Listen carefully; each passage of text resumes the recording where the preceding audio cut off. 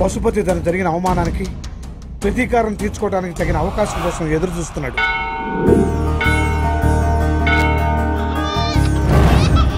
బాబునివ్వండి. ఈ బాబు వాళ్ళ బాబుతో వస్తాడు, మీరు బయలుదేరండి.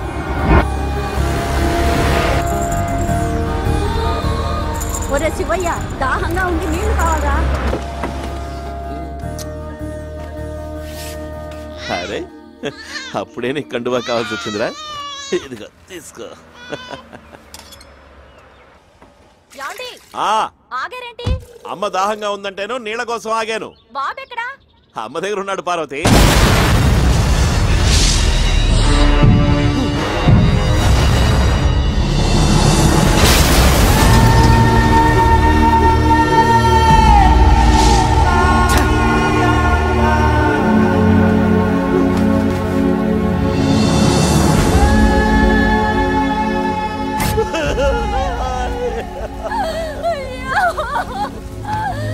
ఎక్కడయ్యా?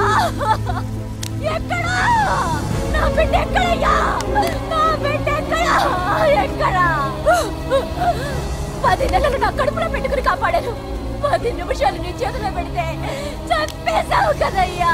నా బిడ్డని చంపేశావు కదా. నా బిడ్డని చంపేశావు.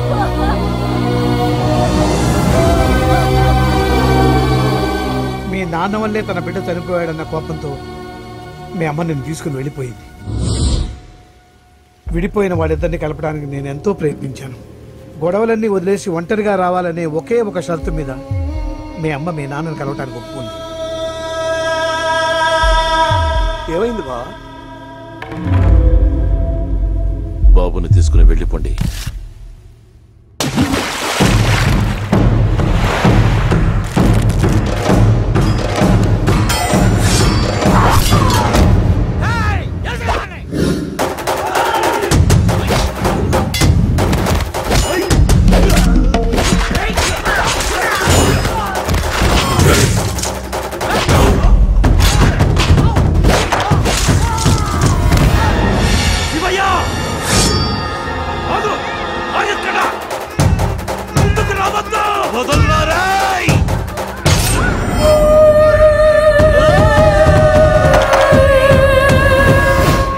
కనీసం చనిపోయేటప్పుడైనా నా పక్కనుండండి. పార్వతి, పార్వతి నీకేం కాదు పార్వతి, నేను కాపాడుకుంటాను పార్వతి. వద్దండి, మీరు నన్ను కాపాడద్దు. పోయి నా ప్రాణం కన్నా పసి ప్రాణమే నాకు ముఖ్యం. తాకద్దు, నా బిడ్డ తాకద్దు. వీడి మీద నీ చెయ్యే కాదు, నీడ కూడా పడకూడదు.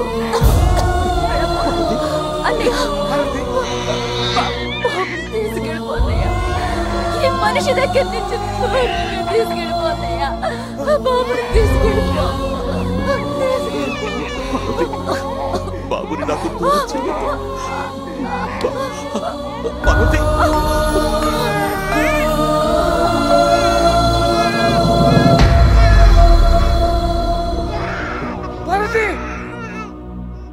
బాబర్తి, ఈ రోజు నుంచి నా బిడ్డకి తల్లే కాదు, తండ్రి కూడా లేడు. మీ నాన్నకు జరిగిన అన్యాయాన్ని సహించలేని ఊరి జనం ఆ పశుపతి ఊరి మీదకి బయలుదేరారు. తన ఒక్కడి పగ ఊరి పగ కాకూడదని, మన ఊరి వాళ్ళు ఆ ఊళ్ళో అడుగు పెట్టకూడదని మీ నాన్న అందరి చేత ప్రమాణం చేయించుకున్నాడు. ఆ రోజు మీ అమ్మకి ఇచ్చిన మాట కట్టుబడి నీకు దూరంగా ఇన్ని రోజులు చస్తూ బతికాడరా మీ నాన్న. ఇన్నాళ్ళు నువ్వు ఏ లోటు లేకుండా పెరిగావంటే